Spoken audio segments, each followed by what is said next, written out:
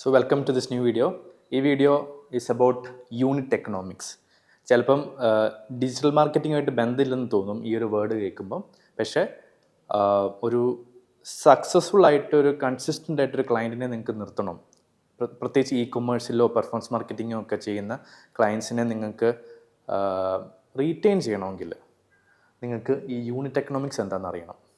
നിങ്ങൾക്ക് ഒരു ക്ലയൻറ്റിനെ പിച്ച് ചെയ്ത് ലാൻഡ് ചെയ്യിപ്പിക്കാൻ പറ്റും, നിങ്ങൾക്കൊരു പുതിയ ക്ലയൻറ്റിനെ എടുക്കാൻ പറ്റും, അങ്ങനെയൊക്കെ ചെയ്യാൻ പറ്റും. അല്ലെങ്കിൽ നിങ്ങൾക്കൊരു കമ്പനിക്ക് പെർഫോമൻസ് ആഡ് റൺ ചെയ്ത് കൊടുക്കാൻ പറ്റും. പക്ഷേ നിങ്ങളൊരു ഇറിപ്ലേസിബിൾ ആയിട്ടുള്ളൊരു പെർഫോമൻസ് മാർക്കറ്റർ ആകണമെങ്കിൽ ഇതാണ് യൂണിറ്റ് എക്കണോമിക്സ് മനസ്സിലാക്കണം. ഇതാണ് rule of the game, right? അപ്പം ഇപ്പോൾ നിങ്ങളൊരു ബിസിനസ് ഓണർ ആയിക്കോട്ടെ, നിങ്ങളൊരു പെർഫോമൻസ് മാർക്കറ്റിംഗ് റൺ ചെയ്യുന്ന ഒരാളായിക്കോട്ടെ, എങ്ങനെയായാലും നിങ്ങളുടെ ലക്ഷ്യം എന്ന് വെച്ച് കഴിഞ്ഞാൽ നിങ്ങളുടെ സ്വന്തം ബിസിനസ്സിന് പ്രോഫിറ്റ് കൂട്ടുക, അല്ലെങ്കിൽ നിങ്ങളുടെ ക്ലയൻറ്റിനോ നിങ്ങൾ വർക്ക് ചെയ്യുന്ന കമ്പനിക്ക് പ്രോഫിറ്റ് കൂട്ടുക എന്നുള്ളതാണല്ലോ. അതാണല്ലോ നമ്മുടെ ഒരു ബിസിനസ്സിൻ്റെ എൻഡ് ഗോള്. ലൈക്ക് പ്രോഫിറ്റ് കൂട്ടുക. പ്രോഫിറ്റ് ഇല്ലെങ്കിൽ എന്ത് പറ്റും? നമുക്ക് ആ ലോസിൽ ഒരിക്കലും നമുക്ക് കൺസിസ്റ്റൻ്റ് ആയിട്ട് സാലറി കൊടുക്കാൻ പറ്റത്തില്ല, റെൻറ്റും അടയ്ക്കാൻ പറ്റത്തില്ല, ഒന്നും നടക്കത്തില്ല, റൈറ്റ്? അപ്പം ഇതാണ് നമ്മുടെ ഒരു ബിസിനസ്സിൻ്റെ ഒരു സിംപ്ലിഫൈ ചെയ്തൊരു ഗോൾ എന്ന് പറഞ്ഞാൽ പ്രോഫിറ്റ് കൂട്ടുക. അപ്പം നമ്മളൊരു ആഡ് റൺ ചെയ്യുന്ന ഒരു പെർഫോമൻസ് മാർക്കറ്റർ ആയിക്കോട്ടെ, നമ്മൾ ഡിജിറ്റൽ മാർക്കറ്റർ ആയിക്കോട്ടെ, ഇത് കൂട്ടി കൊടുത്തു കഴിഞ്ഞാൽ നമ്മളെപ്പോഴും നമുക്ക് ക്ലയൻസിനെ റീറ്റെയിൻ ചെയ്യാൻ പറ്റും. പക്ഷേ ഇത് എങ്ങനെ കൂട്ടിക്കൊടുക്കും എന്നുള്ളൊരു ക്വസ്റ്റ്യനാണ് നമുക്ക് പലർക്കും അറിയാൻ മേലാത്തത്. നമ്മളൊരു ഇ കൊമേഴ്സ് പ്രൊഡക്റ്റ് വരുമ്പം നമ്മൾ ഇപ്പം ആഡ് നിങ്ങളാണെങ്കിലും നിങ്ങൾ പഠിക്കുന്നത് ഇപ്പം നിങ്ങൾക്കൊരു ഷോപ്പിഫൈ സൈറ്റ് ഉണ്ട്. അപ്പോൾ അതായിരിക്കും നിങ്ങളുടെ ക്ലയൻറ്റിൻ്റെ ഒരു എന്താ പറയുക പ്രൊഡക്റ്റ് സെല് ചെയ്യാൻ ഉപയോഗിക്കുന്ന സാധനം. അല്ലെങ്കിൽ നിങ്ങളൊരു ലീഡ് ജനറേഷൻ, നിങ്ങൾക്കൊരു സർവീസ് ഉണ്ടായിരിക്കാം ക്ലയൻറ്റിന്. ആ ക്ലയൻറ്റ് സർവീസ് നമ്മൾ ലീഡ് ജനറേഷൻ ചെയ്യുന്നു. ഷോപ്പിഫൈ ആണെങ്കിൽ ആഡ്സ് റൺ ചെയ്യുന്നു. നമ്മൾ എങ്ങനെ റിസൾട്ട് ഉണ്ടോ എന്ന് നമ്മളെ സാധാരണ ഈസി ആയിട്ട് പഠിക്കുന്നതെന്ന് വെച്ച് കഴിഞ്ഞാൽ ഷോപ്പിഫൈക്ക് ROAS ഉണ്ടോ, റിട്ടേൺ ഓൺ ആഡ് സ്പെൻഡ് ഉണ്ടോ എന്നുള്ള ചോദ്യമേ നമ്മൾ ചോദിക്കുന്നുള്ളൂ. സർവീസ് ആണെങ്കിൽ number of quality leads, number of quality leads എത്ര കൊടുത്തു എന്നായിരിക്കും നമ്മൾ അളക്കുന്നത്. ഇപ്പം നമുക്കൊരു ഒരു ബുക്ക് സെല് ചെയ്യണം. അപ്പോൾ ആ ബുക്കിന് നിങ്ങൾ ആഡ് റൺ ചെയ്തു, ഷോപ്പിഫൈ ആണ്, ആഡ് റൺ ചെയ്തു, 4 ROAS കിട്ടി. ഇപ്പോൾ ഒരു സർവീസാണ്, അവർക്കൊരു 1000 ലീഡ്സ് കൊടുക്കാൻ പറ്റി. അപ്പം നിങ്ങൾ പെട്ടെന്നാണെങ്കിൽ പറയും, ഓക്കെ എനിക്ക് 4 ROAS ഉണ്ട്, അല്ലെങ്കിൽ 1000 ലീഡ്സ് കൊടുത്തു, ഇത് സൂപ്പർ റിസൾട്ടാണ്. പക്ഷെ ആ ഒരു ക്ലയൻറ്റ് ചിലപ്പോൾ അൺഹാപ്പി ആയിരിക്കും. കാരണം വെച്ചാൽ at the end of the day client അവസാനം P&L അല്ലെങ്കിൽ പ്രോഫിറ്റ് ആൻഡ് ലോസ് നോക്കുമ്പോൾ ലോസിലായിരിക്കും ഓടുന്നത്. പക്ഷേ നിങ്ങൾക്ക് ഒരിക്കലും ഇത് മനസ്സിലാകത്തില്ല. ഇത് എന്തുകൊണ്ടാണ്? ചിലപ്പോൾ നിങ്ങളോട് ക്ലയൻറ്റ് കള്ളം പറയുവാണ്, നിങ്ങൾ ചുമ്മാ നെഗോഷിയേറ്റ് ചെയ്യാൻ വേണ്ടി സംസാരിക്കുകയാണെന്നൊക്കെ ആയിരിക്കും. പക്ഷേ നിങ്ങൾക്ക് മനസ്സിലാകണം, ആ ക്ലയൻറ്റ് അറിഞ്ഞോ അറിയാതെയോ യൂണിറ്റ് എക്കണോമിക്സിനെ കുറിച്ചാണ് സംസാരിക്കുന്നത്, ഡിസപ്പോയിൻറ്റഡ് ആകുന്നത്. യൂണിറ്റ് എന്ന് വെച്ച് കഴിഞ്ഞാൽ ആ ഒരു സർവീസോ അല്ലെങ്കിൽ ഒരു പ്രൊഡക്റ്റോ സെല്ല് ചെയ്യുമ്പം ആ ഒരു ബിസിനസ്സിന് പ്രോഫിറ്റിലാണോ സെല്ല് ചെയ്യുന്നത്, ലോസിലാണോ സെല്ല് ചെയ്യുന്നത്, റൈറ്റ്? ഇപ്പം ഞാൻ ആ ഷോപ്പിഫൈയുടെ കേസ് എടുക്കാം, ഇ കൊമേഴ്സിൻ്റെ കേസ് എടുക്കാം. ഒരു ബുക്കാണ് സെല്ല് ചെയ്യുന്നത്.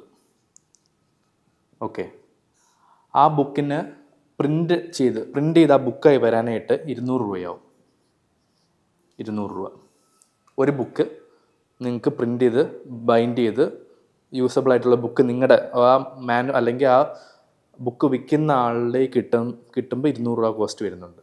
പിന്നെ ഇ കൊമേഴ്സിൽ ഡെലിവറിക്ക് ഒരു ആവറേജ് 50 രൂപയാവുന്നുണ്ട്. പ്രിൻറ്റിങ്ങും ഡെലിവറി. പിന്നെ വേറെ കോസ്റ്റുകളും ഉണ്ട് കേട്ടോ. ലൈക്ക് പേയ്മെൻറ്റ് ഗേറ്റ് വേക്ക് ഒരു 5 രൂപ ചിലപ്പോൾ പോവായിരിക്കും. ഇപ്പം ഫ്രീലാൻസറിനെ കൊണ്ടാണ് ആഡ് റൺ ചെയ്യിപ്പിക്കുന്നതെങ്കിൽ അതിൻ്റെ കോസ്റ്റ് അതൊക്കെ ഇവിടെ കാൽക്കുലേറ്റ് ചെയ്യുമ്പോൾ കോംപ്ലിക്കേറ്റഡ് ആവും. അതുകൊണ്ട് ഞാൻ ഭയങ്കര സിംപ്ലിഫൈ ചെയ്യുവാണ്. അപ്പം ഇവിടെ ഒരു ബുക്ക് പ്രിൻ്റ് ചെയ്യാനും ഡെലിവറി ചെയ്യാനും 250 രൂപ ആകുന്നുണ്ട് ആ ഒരു ബിസിനസ് ഓണറിന്, റൈറ്റ്? ഇനിയിപ്പം നമ്മൾ നോക്കുന്നത് ആ ബിസിനസ് ഓണർ ആ ബുക്കിൻ്റെ MRP, നമുക്ക് അറിയാമല്ലോ MRP എന്ന് പറയുന്നത്.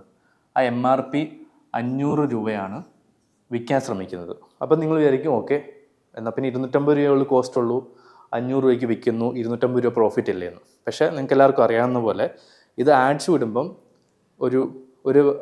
ഇനി നമുക്ക് മിച്ചമുള്ള 250 രൂപ മിച്ചമുണ്ട്. അതിനെയാണ് ഒരു ഫ്യൂവൽ എന്ന് പറയാം വേണമെങ്കിൽ. 250 രൂപ മിച്ചമുണ്ട്. 500 - 250. ഈ 250 നിന്ന് വേണം പെർ ബുക്കിന് ഒരു പ്രോഫിറ്റ് വേണ്ടേ? ഒരു ബുക്ക് വിൽക്കുമ്പം ആ ഓണറിന് ഒരു പ്രോഫിറ്റ് വേണമല്ലോ. അതൊരു 50 രൂപ എന്ന് ഫിക്സ് ചെയ്തു. 50 രൂപ എങ്കിലും കിട്ടണം.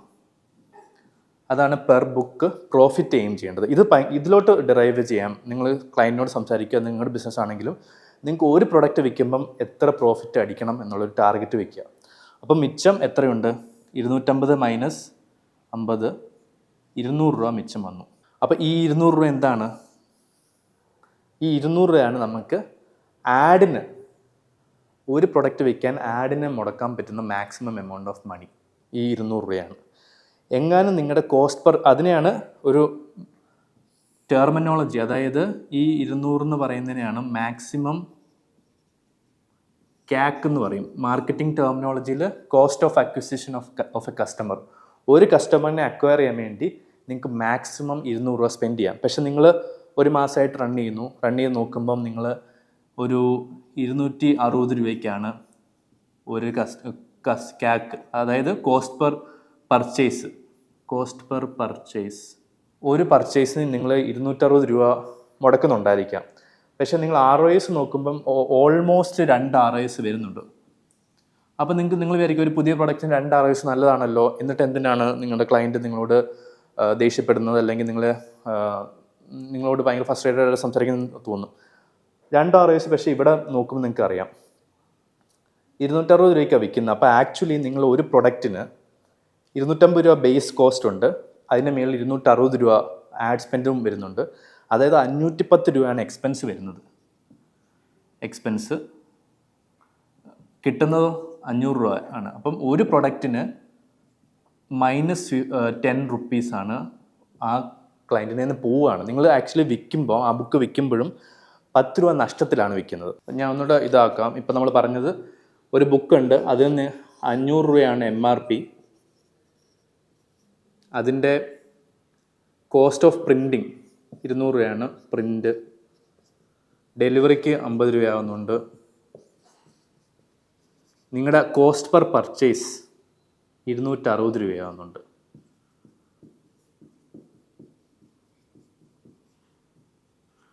അതായത് ക്യാക്ക് വരുമ്പോൾ നിങ്ങൾ ഇതെല്ലാം മൈനസ് ചെയ്ത് നിങ്ങൾക്ക് മനസ്സിലാവും -10 ആണ് ഒരു ബുക്കിന് ലോസ് ചെയ്യുന്നത്. അപ്പം ഈ ഒരു സ്ട്രാറ്റജി തന്നെ നിങ്ങൾ കൂടുതൽ സ്പെൻഡ് ചെയ്താലും ആക്ച്വലി ആ ബിസിനസ് ഓണറിന് കൂടുതൽ ലോസേ വരത്തുള്ളൂ. ഒരു 100 എക്സ്ട്രാ ബുക്കും കൂടെ വിറ്റാലും 1000 രൂപ ലോസിലോട്ടാണ് പോകുന്നത്. അതാണ് ഈ ഒരു മെട്രിക് അറിയേണ്ടത്. അപ്പോൾ നിങ്ങൾ സ്ട്രിക്റ്റ് ആയിട്ട് ആ 200ൻ്റെ താഴെ കോസ്റ്റ് പെർ പർച്ചേസ് നിർത്തണം. പക്ഷേ ഒരു ഇച്ചിരൂടെ അഡ്വാൻസ്ഡ് ആയിട്ടുള്ളത്, ഇപ്പം നമ്മളിപ്പോൾ ക്യാക്കിനെ കുറിച്ച് മാത്രമാണ് പറഞ്ഞത്, റൈറ്റ്? അപ്പം ഇച്ചിരൂടെ അഡ്വാൻസ്ഡ് ആയിട്ടുള്ളൊരു മെട്രിക് ഉണ്ട്, അതായത് കസ്റ്റമർ ലൈഫ് ടൈം വാല്യൂ. ഇപ്പം ഇവിടെ ഒരു ബുക്ക് 10 രൂപയ്ക്ക് ലോസിൽ സെല്ല് ചെയ്യുന്നു. അപ്പം ഈ ഓതർ തന്നെ വേറൊരു ബുക്ക് ഇറക്കുമ്പോഴും ഒരു ആഡ് റൺ ചെയ്യാതെ തന്നെ ഈ ബുക്ക് വായിച്ച ഒരാൾ പുതിയൊരു ബുക്ക് വാങ്ങിക്കുവാണെങ്കിൽ അവിടെ ക്യാക്ക് 0 ആണ്. നമ്മൾ ആഡ് സ്പെൻഡ് ചെയ്യാതെ തന്നെ നമുക്ക് ബുക്ക് സെല്ല് ചെയ്യാൻ പറ്റി, പുതിയൊരു ബുക്ക്, അടുത്ത ബുക്ക് ലോഞ്ച് ചെയ്തപ്പോൾ, റൈറ്റ്? അപ്പം അവിടെ ഓട്ടോമാറ്റിക്കലി 250 രൂപ ലാഭമായി. കാരണം 500 രൂപയ്ക്കാണ് വിൽക്കുന്നത്, എക്സ്പെൻസ് 250 രൂപയുള്ളൂ പുതിയ ബുക്കിന്. അപ്പം ആഡ് സ്പെൻഡ് ചെയ്യാതെ തന്നെ, ബിക്കോസ് മുമ്പത്തെ ബുക്ക് ഈ ആൾക്ക് ഇഷ്ടപ്പെട്ടു, വാങ്ങിച്ച ഒരാൾക്ക് ഇഷ്ടപ്പെട്ടു, അടുത്ത ബുക്ക് ഇറക്കിയപ്പം അതിനെക്കുറിച്ച് അറിഞ്ഞപ്പോൾ തന്നെ കയറി വാങ്ങിച്ചു, ആഡ് കാണേണ്ട ആവശ്യം വന്നില്ല. അപ്പം 250 രൂപയ്ക്ക് സ്പെൻഡ് ചെയ്യാതെ 250 രൂപ പ്രോഫിറ്റിൽ സെല്ല് ചെയ്തു. അപ്പോൾ ടോട്ടൽ വരുമ്പം ഒരു 240 രൂപ 2 ബുക്കും വിറ്റപ്പം ആ ഓണറിന് 240 രൂപ കിട്ടി. അപ്പോൾ ഇതാണ് ലൈഫ് ടൈം വാല്യൂ. അപ്പോൾ ഇച്ചിരി സിംപ്ലിഫൈ. ഇപ്പം നിങ്ങളൊരു ഹൽവ ആണ്, ഹൽവ നിങ്ങൾ വിറ്റപ്പോൾ ആദ്യത്തെ ഹൽവ വിറ്റപ്പോൾ 10 രൂപ ലോസിൽ പോയി. പക്ഷേ ആ ഹൽവ ഭയങ്കര നല്ലതായതുകൊണ്ട് ആ കസ്റ്റമറിന് അത് ഭയങ്കര ഇഷ്ടപ്പെട്ടിട്ട് എല്ലാ മാസവും ഒരു ഹൽവ വാങ്ങിക്കാൻ തുടങ്ങി. അപ്പോൾ ഓരോ 12 പ്രാവശ്യം ആ ഹൽവ വാങ്ങിച്ചു ഒരു വർഷം. അപ്പം 12 × 200 ഏകദേശം 2400 രൂപ പ്രോഫിറ്റിലോട്ട് വന്നു. അപ്പോൾ ഒരു പെർഫോമൻസ് മാർക്കറ്റർ ക്യാക്കും അറിഞ്ഞിരിക്കണം, ലൈഫ് ടൈം വാല്യൂ അറിഞ്ഞിരിക്കണം. അപ്പോൾ ലൈഫ് ടൈം വാല്യൂ ഇമ്പ്രൂവ് ചെയ്യാൻ വേണ്ടി എന്താ പറയുക, റിട്ടൻഷൻ സ്ട്രാറ്റജീസ് ഉണ്ട് കുറേ. അത് ഞാൻ ഈ വീഡിയോയിൽ പറയുന്നില്ല, അത് വേറൊരു വീഡിയോയിൽ ചെയ്യാം.